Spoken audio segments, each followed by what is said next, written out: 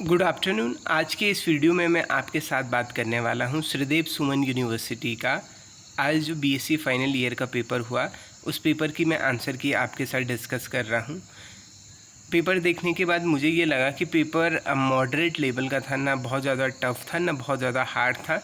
हमने जितने कॉन्सेप्ट आपके साथ डिस्कस किए, जितने एमसीक्यू मैंने आपके साथ डिस्कस किए, 50 में से 28-29 करीब ऐसे एमसीक्यू थे जो हमारी वीडियो से थे या जो हमने कॉन्सेप्ट डिस्कस किए थे उन कॉन्सेप्ट में से थे। आप लोगों ने जितने भी वीडियो मैंने बनाए उन पे बहुत ही बढ़िया रिस्पांस दिया है। सच में मुझे उम्मीद नहीं थी कि इतना बेहतरीन रिस्पांस आप लोग देंगे। और अगर अभी तक आप लोगों ने चैनल को सब्सक्राइब नहीं किया है तो ज़रूर सब्सक्राइब कीजिए, क्योंकि अब मैं लगातार कुछ टाइम तक काम करने वाला हूँ श्रीदेव सुमन यूनिवर्सिटी के लिए। तो हम स्टार्ट कर रहे हैं आंसर की। तो पहला जो सवाल था, NMR is the study of absorption of dash dash by nuclei in magnetic field. NMR is a study of absorption of dash dash dash by nuclei in magnetic field। Option है radioactive radiation, IR radiation, radio frequency radiation, microwave radiation. तो इसका correct answer है option number C, radio frequency radiation. NMR में हम radio frequency radiation का इस्तेमाल करते हैं। ये जो सवाल था ये डायरेक्ट वीडियो से था। अगला दूसरा सवाल है, NMR spectroscopy indicate the chemical nature of dash dash and dash dash spatial position of. तो NMR में जब भी हम बात करते हैं तो न्यूक्लियाई की बात करते हैं। तो यहाँ पे जो करेक्ट आंसर है वो ऑप्शन नंबर डी है, न्यूक्लियाई एंड नेगवरिंग न्यूक्लियाई। न्यूक्लियाई के साथ नेगवरिंग न्यूक्लियाई के NMR में। तो ये ऑप्शन क्वेश्चन नंबर 2 का करेक्ट आंसर है ऑप्शन नंबर 2।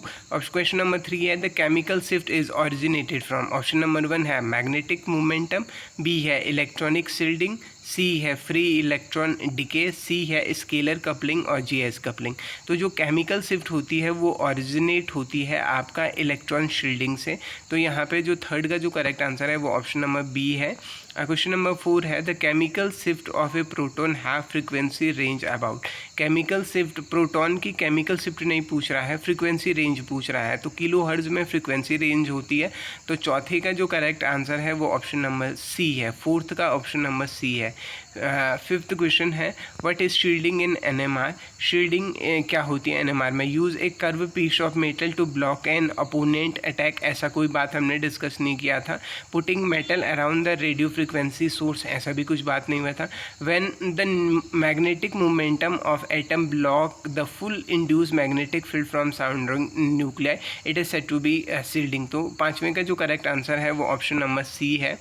छठवें सवाल है कि what is the which of the following compound is frequently use as internal reference in proton NMR spectroscopy.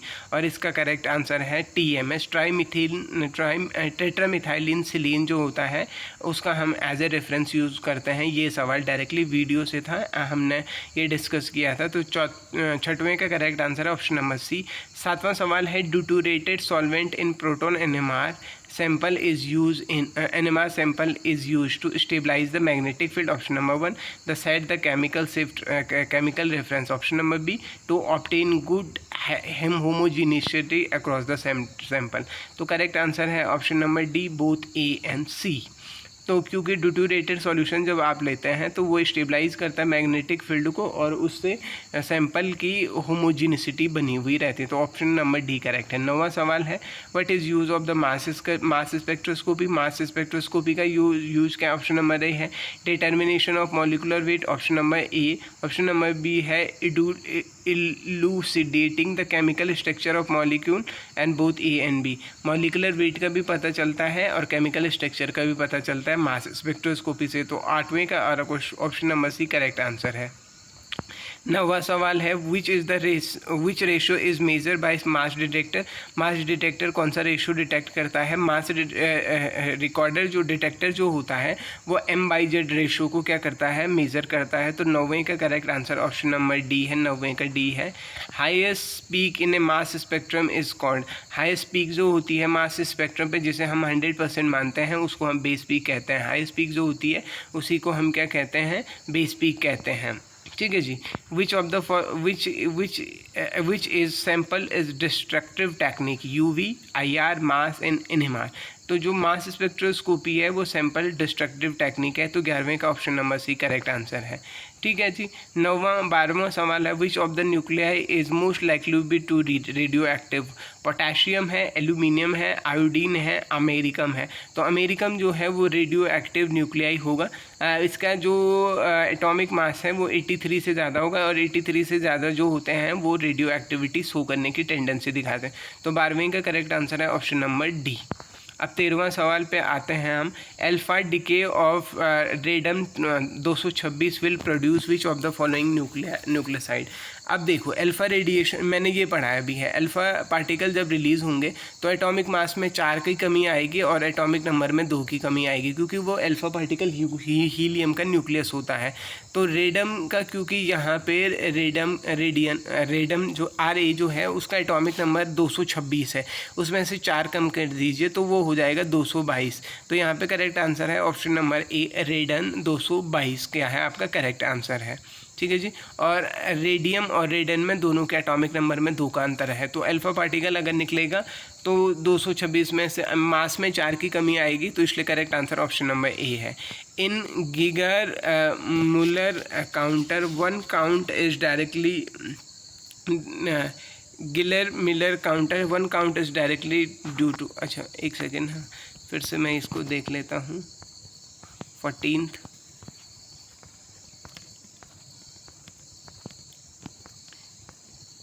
ठीक है, ये 14th अभी चेक करना होगा मुझे। अगर 14 का किसी का आंसर मिलता है तो वो कमेंट करें। 15वां सवाल है 8 lithium 3 decay to beryllium 84 what type of decay is this. अब अगर आप देखो लिथियम का एटॉमिक मास है 9, लिथियम का एटॉमिक मास है 8, बेरिलियम का भी है कितना 8, दोनों का एटॉमिक मास सेम है, मास में कोई चेंज नहीं आया है। लेकिन मास नंबर क्या हो गया है, एटॉमिक नंबर पहले 3 था, अब कितना हो गया है 4 हो गया। इसका मतलब क्या हुआ कि एटॉमिक मास में वृद्धि हुई है, जबकि एटॉमिक मास में कोई चेंज नहीं हुआ है, एटॉमिक नंबर बढ़ा है। और ये कब पॉसिबल है, जब आपका क्या होगा पॉजिट्रॉन इमिशन होगा। तो यहाँ पे 15वें का जो करेक्ट आंसर है वो ऑप्शन नंबर ए है, पॉजिट्रॉन इमिशन। तो ये तब पॉसिबल है। ठीक है जी। अरे नेक्स्ट सवाल, ठीक है 16 सवाल है, कंप्लीट द फॉलोइंग रिएक्शन। तो कैलिफोर्नियम 249 बेरियम 10 है, तो दोनों को ऐड करूँगा मैं तो ये हो जाएगा एटॉमिक मास हो जाएगा 259 और 250 2 कम हो रहे हैं यहाँ पे। तो करेक्ट आंसर हो जाएगा आपका ऑप्शन नंबर बी। आपका यहाँ पे क्या है, इसके लिए ऑप्शन नंबर बी करेक्ट है। 17वां सवाल है इन इलेक्ट्रॉन कैप्चर जब होता है तो न्यूट्रॉन बनता है, तो न्यूट्रॉन फॉर्म्ड होता है। तो 17वें का option number B correct answer है। ये हमने वीडियो से भी डिस्कस किया था। ठीक है जी। Bombardation of which type of isotope will bombardation of which isotope, अरे यार bombardation of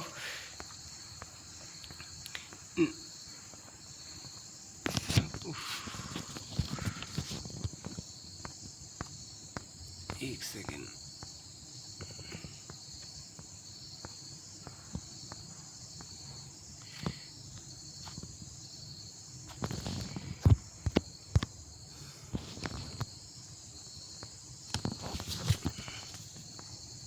सॉरी थोड़ा सा कर रहा हूँ मैं इसको।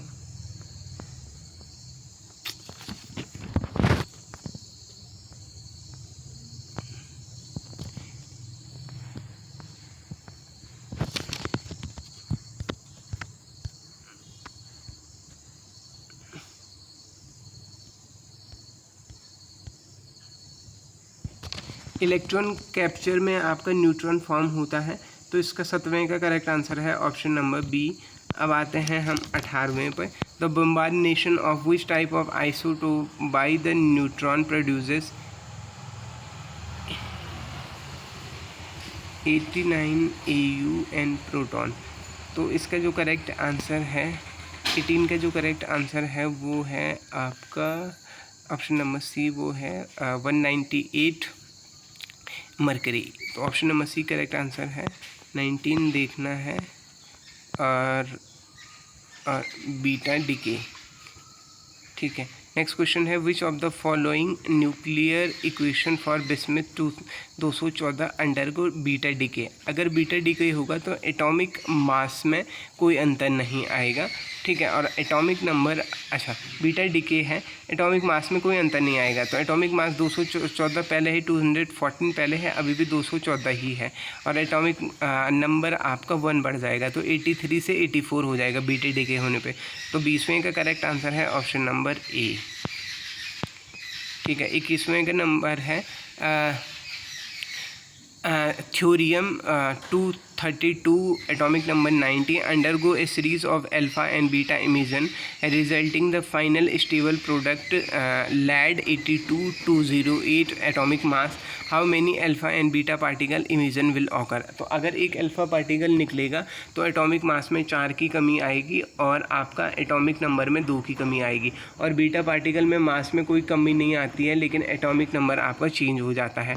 तो इसका मतलब है कि अगर एटॉमिक मास आपका 232 है और 208 है तो 32 की कमी आ रही, 24 की कमी आ रही, तो इसके आधार पे आपका करेक्ट आंसर है ऑप्शन नंबर डी है 6 alpha and 4 beta particle, 6 alpha and 4 beta particle.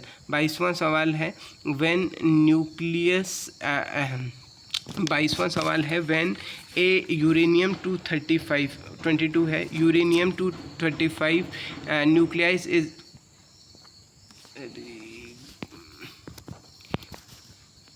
when uranium 235 nucleus is struck by the thermal neutron fusion occur with the release of neutron if fusion fragment are strontium 90 strontium and xenon 144 how many neutron are released।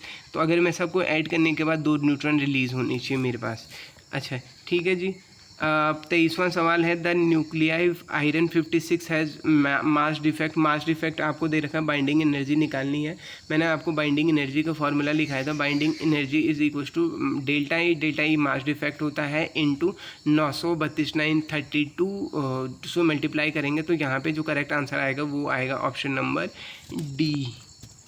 Option number D आपका क्या आ जाएगा, correct answer आ जाएगा। इस equation को solve करने के बाद option number D आपका करेक्ट आंसर है। 23वें का ऑप्शन नंबर डी है। 24वां सवाल कैलकुलेशन वाला सवाल है, इसका मुझे कोई एग्जैक्ट आंसर मिला नहीं तो इसको मैं स्किप कर रहा हूँ।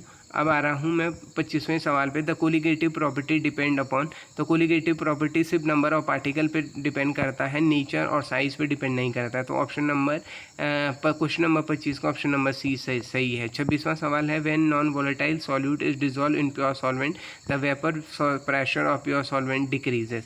जब हम नॉन वोलेटाइल सॉल्यूट को डालते हैं किसी सॉल्वेंट में तो उसका वेपर प्रेशर क्या हो जाता है, डिक्रीज हो जाता है। तो ऑप्शन नंबर क्वेश्चन नंबर 26 का option number B correct answer है। Mathematically Raoult law can be explain, इसमें कोई शक नहीं है, ये डायरेक्ट सवाल था पेपर्स, ये 1-2 सवाल। तो 27वें का करेक्ट आंसर है आपका ऑप्शन नंबर डी और वो है आपका राउट लॉ है आपका P0 minus PS upon P0। हाँ तो ऑप्शन नंबर डी यहाँ पे करेक्ट आंसर है ऑप्शन नंबर डी। 27वां का सवाल 28वां सवाल है a liquid boil when its vapour pressure become equals to the atmospheric pressure. Boiling point की डेफिनेशन है ये कि अगर कोई लिक्विड बॉयल हो रहा है तो उसका वेपर प्रेशर एटमॉस्फेरिक प्रेशर के बराबर होगा। तो 28 का करेक्ट आंसर है ऑप्शन नंबर ए।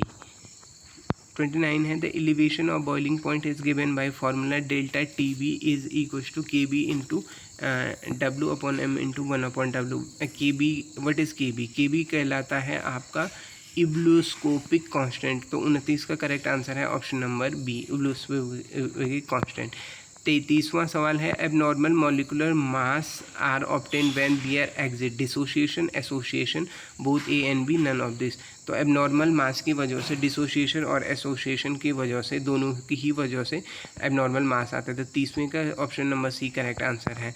31वां सवाल है which of the following molecule of 0.4 molar aqua solution will the highest boiling point. जिसका आई सबसे ज़्यादा होगा उसका बॉइलिंग पॉइंट सबसे ज़्यादा होगा।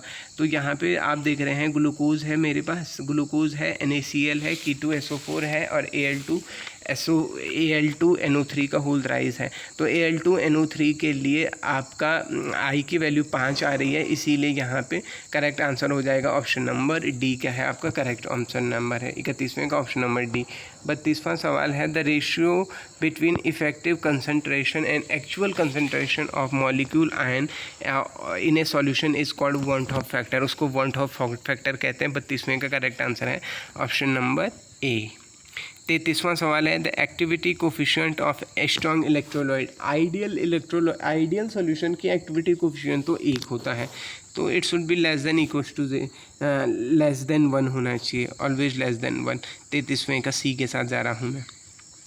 34वां सवाल है the value of van't Hoff factor i in the case of dimerization of benzoic acid in benzene is given by the expression. यहाँ पे करेक्ट आंसर है option number C, i is equal to 1 minus alpha by 2। इसको हम solve करते हैं तब आता है ये। Which of the following is not a colligative property. Depression in the freezing point colligative property है, elevation in the boiling point colligative property है, ऑस्मोटिक प्रेशर कोलिगेटिव है, elevation in the boiling point ये कोई colligative नहीं है। तो correct answer option number D है। 36वां सवाल है at a given temperature osmotic pressure of a concentrated solution of a substance is higher than the dilute substance, lower than that dilute, same of the dilute, all of the. देखो osmotic pressure directly proportional होता है concentration के, तो इसीलिए जिसका concentration ज़्यादा उसका osmotic pressure ज़्यादा, इसलिए जो आपका कंसनट्रेटेड सॉल्यूशन होगा उसका ऑस्मोटिक प्रेशर डाइल्यूट से हमेशा ज़्यादा होगा। तो ऑप्शन नंबर ए करेक्ट है। 37वां सवाल है under what condition van't Hoff factor i is equals to 1 और less than 1 and greater than 1।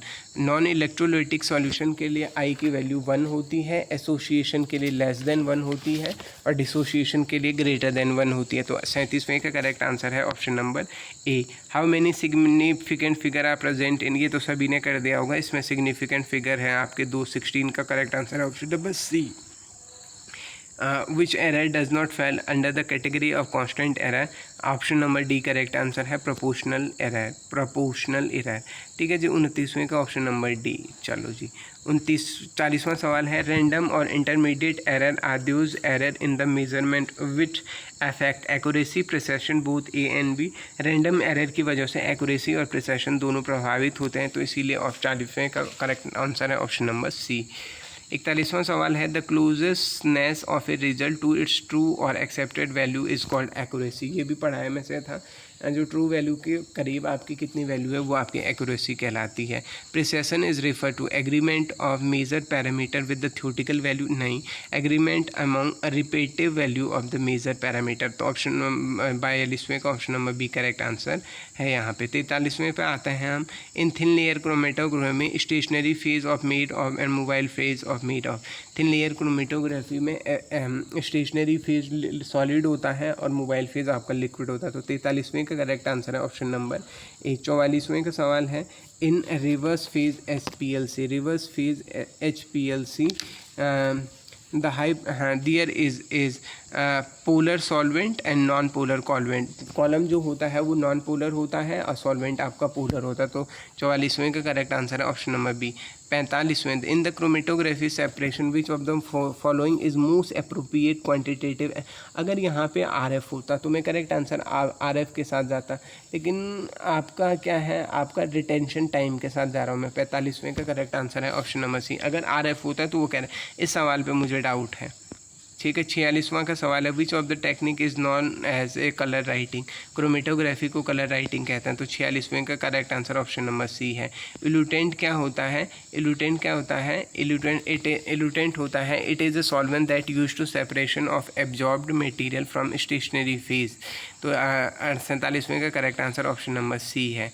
48वां सवाल है which of the following technique could be most useful in the identification as the quantification of the presence of unknown impurity in drug substance. आपका identification और isolation जिसमें होता है वो HPLC सबसे बढ़िया करता है। तो 48वें का करेक्ट आंसर है डी ऑफ HPLC। 39वां what is the principle of TLC, TLC का प्रिंसिपल होता है एडजॉर्प्शन, तो 48वें का ऑप्शन नंबर सी। 50वां सवाल है the reason behind the energy of sun is, nuclear fusion की वजह से सन में एनर्जी होती है। अगर आपको वीडियो पसंद आए तो भागों तक शेयर कीजिए। थैंक